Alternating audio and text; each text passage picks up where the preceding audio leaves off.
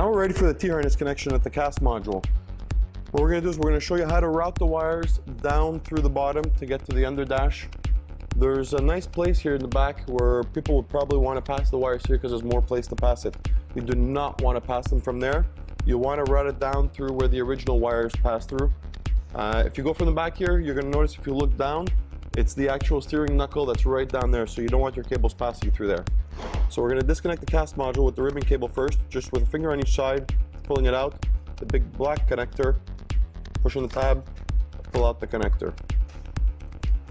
Now the T-harness is built on a way for this vehicle that when you plug it in, the harness will fit in the hole and it won't bother the top dash going back in.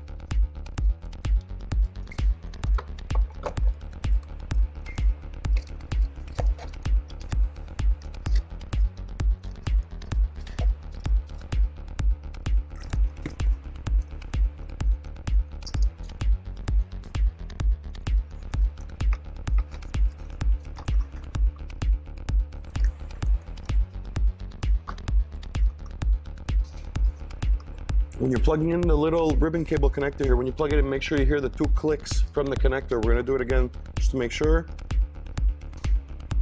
That way you're sure that it's properly put in. Now we can route the wires. We're going to route it where the original wire passes down, and then you can just grab it from behind the vent.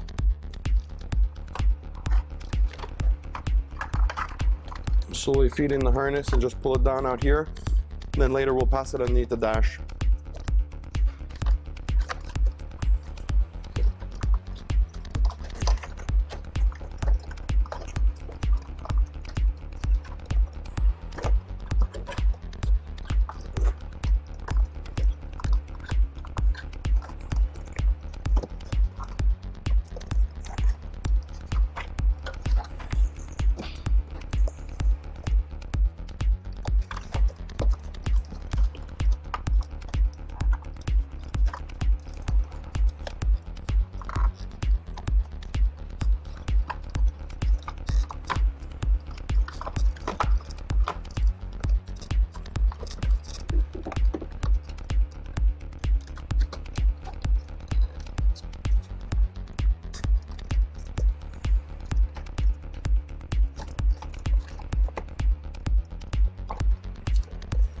So now if you have a look at the T-harness connection here, you'll see that the wires do not bother the top dash that's going to go down.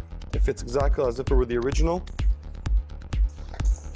And you've got your 2 T-harnesses that come down. You can just route them underneath the dash. We're going to show you that as well as the connections to the brake switch.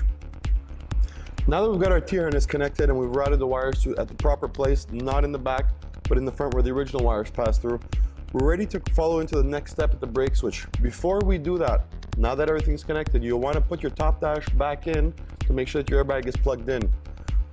Don't turn on ignition, and then you can follow through to the next steps. Now we've got our T-harness connected and passed all the way down to the bottom of the dash. We've got one connection left, which is the brake switch here. In order to do this connection, you can either unclip it from the top or you can pull the brake switch outwards by pulling from the top and bottom and just pull it out of the slot there. This will give you access to remove the connector.